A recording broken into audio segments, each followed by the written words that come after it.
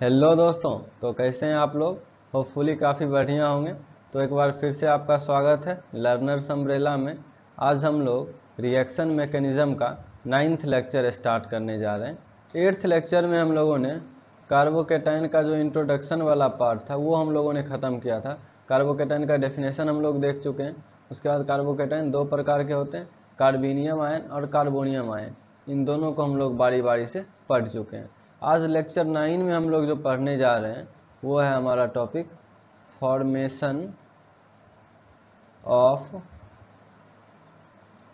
Carbocation. तो आज basically हम लोग कार्बोकेटाइन का फॉर्मेशन पढ़ने वाले हैं। तो आइए बिना समय वेस्ट किए हम लोग स्टार्ट करते हैं फॉर्मेशन ऑफ कार्बोकेटाइन। तो ये है हमारा आज का टॉपिक फॉर्मेशन ऑफ कार्बोकेटाइन। इसमें देखिए हमारा पहला जो तरीका है फॉर्मेशन ऑफ कार्बोकेटाइन का वो है बाय हेट्रोलिसिस ऑफ कोवेलेंट बॉन्ड। इसमें कोवेलेंट बॉन्ड जो है वो हेट्रोलिटिक पैटर्न में टूटेगा, और जब भी कोवेलेंट बॉन्ड हेट्रोलिटिक पैटर्न में टूटता है तो हमें आयन्स मिलते हैं। तो यहाँ पे चाहिए भी आयन, कार्बोकेटाइन चाहिए। तो यहाँ पे कोवेलेंट बॉन्ड जब हेट्रोलिसिस पैटर्न में टूटेगा तो हमें कार्बोकेटाइन मिल सकता है। इसको मैं अभी एक्सप्लेन करता हूँ। जैसे मान लीजिए यहाँ पे हमारा कोई अल्काइल ग्रुप है, ये मिथाइल इथाइल कुछ भी हो सकता है। मैंने यहाँ जनरल आर से रिप्रेजेंट कर दिया है, और इससे कुछ लगा हुआ है। जो लगा हुआ है वो Lg है। Lg मतलब लिविंग ग्रुप। लिविंग ग्रुप को शॉर्ट में हम लोग Lg लिख देते हैं। तो यहाँ पे अल्काइल के साथ लिविंग ग्रुप लगा हुआ है। अब ये लिविंग ग्रुप जो है ये ऐसा एटम या ग्रुप ऑफ एटम होता है जो इस अल्काइल को एक खास कंडीशन में छोड़ के भाग सकता है। और जब ये लिविंग ग्रुप छोड़ के भागता है तो ये अकेला नहीं भागता है, ये जो बॉन्डेड इलेक्ट्रॉन है इन इलेक्ट्रॉन को लेके भागता है ये लिविंग ग्रुप। और ये बॉन्ड जो है वो टूट जाता है और हेट्रोलिटिक पैटर्न में टूटता है, क्योंकि दोनों इलेक्ट्रॉन जो है वो लिविंग ग्रुप लेके भाग रहा है। तो R पे प्लस और लिविंग ग्रुप पे माइनस चार्ज आ जाता है। तो यहाँ पे देखिए हमारा कार्बोकेटाइन बन गया। कैसे बना? तो बाय हेट्रोलिसिस ऑफ कोवेलेंट बॉन्ड।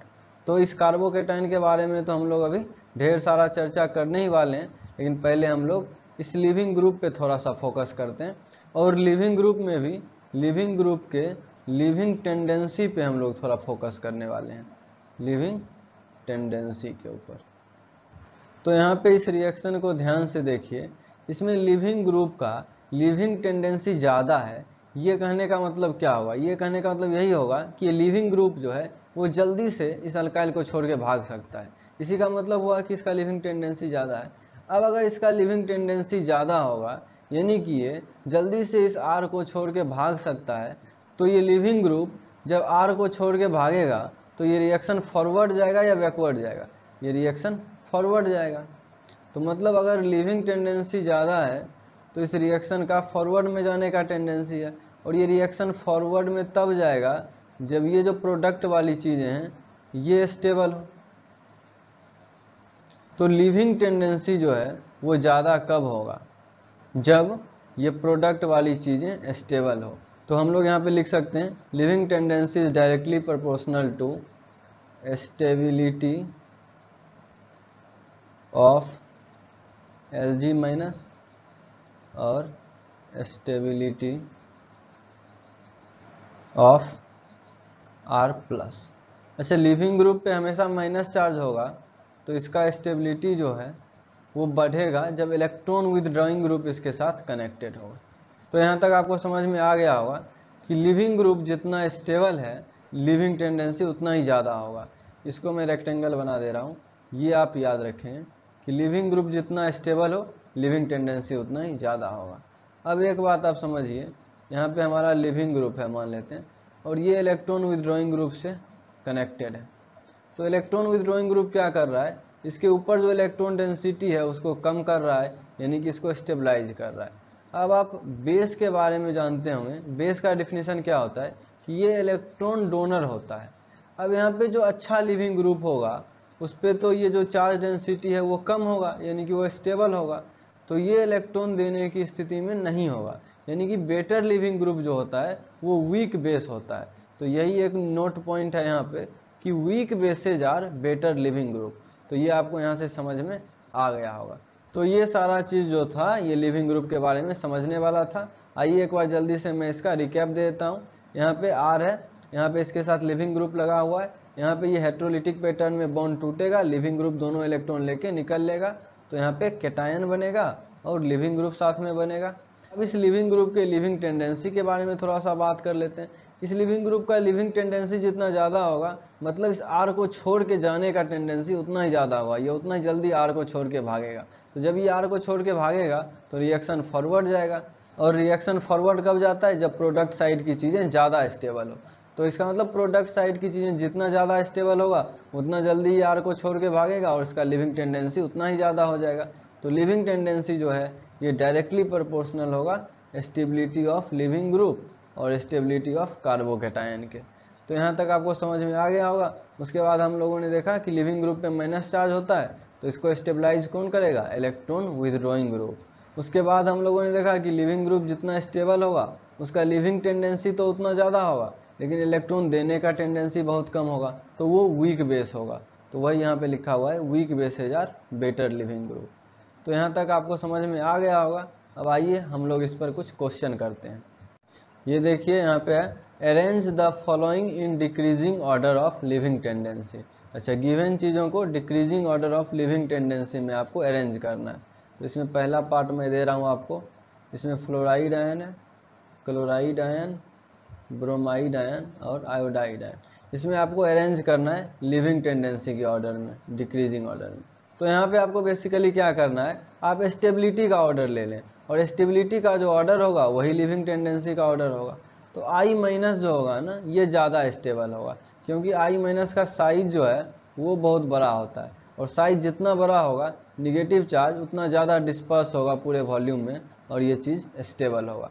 तो ये आपको समझ में आ गया होगा। तो इसके अकॉर्डिंग I माइनस जो है वो सबसे ज़्यादा स्टेबल, तो I माइनस का लिविंग टेंडेंसी सबसे ज़्यादा, और F माइनस सबसे कम स्टेबल, तो F माइनस का लिविंग टेंडेंसी सबसे कम। तो इसमें जो कॉन्सेप्ट यूज हुआ है वो मैं यहाँ दिखा देता हूँ। ये देखिए, on moving from top to bottom in a periodic table always think in terms of size. यहाँ पे कुछ लोग इलेक्ट्रोनिगेटिविटी से देखते तो वो बोलते कि फ्लोरीन तो ज़्यादा इलेक्ट्रोनिगेटिव है, फिर तो जो ये ऑर्डर है वो ऐसा होना चाहिए कि फ्लोरीन पे माइनस चार्ज ज़्यादा स्टेबल, फिर क्लोरीन, फिर ब्रोमीन, फिर आयोडीन। लेकिन हम लोग जब टॉप टू बॉटम देखते हैं तो इलेक्ट्रोनिगेटिविटी से नहीं, साइज से देखते हैं। तो ये आपको समझ में आ गया होगा। अब आइए हम लोग एक और क्वेश्चन करते हैं, इसका बी पार्ट। इसमें भी मैं आपको कुछ लिविंग ग्रुप दूंगा और आपको उसको लिविंग टेंडेंसी के ऑर्डर में अरेंज करना है। इसमें देखिए हमारा पहला OCH3 माइनस, अगला है हमारा OC double bond O CH3, अगला है हमारा OSO CH3, अगला है हमारा OSO CF3। तो इसको आपको अरेंज करना है। तो इसमें देखिए, इस निगेटिव चार्ज को स्टेबलाइज करने के लिए कुछ खास तत्व यहाँ पे मौजूद नहीं है। अगला देखते हैं हम लोग, यहाँ पे ये जो निगेटिव चार्ज है ये रेजोनेंस स्टेबलाइज्ड है, इसमें ये ऐसे और ऐसे, तो ये यहाँ पे रेजोनेंस स्टेबलाइज्ड है। और ये जो निगेटिव चार्ज है ये दो तरफ से रेजोनेंस स्टेबलाइज है, और ये जो निगेटिव चार्ज है ये दो तरफ से रेजोनेंस स्टेबलाइज तो है ही, और साथ ही साथ यहाँ पे इंडक्टिव इफेक्ट से भी स्टेबलाइज है। तो यहाँ पे स्टेबिलिटी का ऑर्डर क्या हो जाएगा, 4 3 2 1, और स्टेबिलिटी का जो ऑर्डर होगा वही लिविंग टेंडेंसी का भी ऑर्डर होगा। तो यही हमारा लिविंग टेंडेंसी का ऑर्डर हो जाएगा। तो यहाँ तक आपको समझ में आ गया होगा। आइए हम लोग एक और क्वेश्चन करते हैं। तो यहाँ पे देखिए उसी क्वेश्चन का थर्ड पार्ट है, arrange the following in decreasing order of living tendency. तो यहाँ पे देखिए हमको जितना भी लिविंग ग्रुप दिया हुआ है उसमें ये वाला पोर्शन सेम है, बस ये वाला पोर्शन चेंज हो रहा है। यहाँ पे CH3 है, यहाँ पे Br है, यहाँ पे NO2 है। तो यहाँ पे ये NO2 जो होगा वो -R से स्टेबलाइज कर रहा होगा या -M से, और यहाँ पे Br जो है ये -I से स्टेबलाइज कर रहा होगा। लेकिन यहाँ पे CH3 जो है ये +H शो कर रहा होगा, ये यहाँ पे इलेक्ट्रॉन डेंसिटी बढ़ा रहा होगा, ये स्टेबल नहीं कर रहा होगा। तो यहाँ पे जो स्टेबिलिटी का ऑर्डर आएगा वो ये आएगा 3 > 2 > 1। और ये जो उनका नाम लिखा हुआ है आयंस का, ये नाम आप लोग याद रखें क्योंकि ये बहुत पॉपुलर नाम है, तो ये आप याद रखें। और पिछले स्लाइड में जो हम लोगों ने कुछ आयन देखा था उनका भी नाम यहाँ मैं लिख देता हूँ। जैसे एक आयन था हमारा ये आयन, तो इसका नाम है मिसाइलेट आयन, मिसाइलेट आयन। और एक था हमारा ये आयन, तो इसका नाम है हमारा ट्रिफ्लेट आयन। और एक आयन था हमारा ये, तो इसका नाम है हमारा एसीटेट आयन। तो ये हमारे कुछ इंपॉर्टेंट लिविंग ग्रुप थे, इनका नाम आप लोग याद रखेंगे। और याद रखना काफ़ी आसान है। जैसे देखिए यहाँ पे Br है ब्रोमीन, तो इसका नाम हो गया ब्रोसाइलेट। यहाँ पे NO2 है, N से स्टार्ट है, तो इसका नोसाइलेट। यहाँ पे ये टोसाइलेट, यहाँ पे मिसाइलेट, यहाँ पे मिथाइल लगा हुआ है, यहाँ पे 3 फ्लोरीन लगा हुआ है तो ट्रिफ्लेट, और ये एसीटेट आयन। तो ये याद रखना काफ़ी आसान है, तो इसको आप लोग याद कर लीजिएगा। और इसका ऑर्डर मैंने आपको बता ही दिया था, 3, 2, 1। यही स्टेबिलिटी का ऑर्डर है और यही लिविंग टेंडेंसी का ऑर्डर है। तो होपफुली यहाँ तक आपको अच्छे से समझ में आया होगा। तो आज के लिए इतना ही। तो इससे आगे की चीज़ें हम लोग अगले लेक्चर में देखेंगे। तब तक आप लोग अपना ख्याल रखें। धन्यवाद।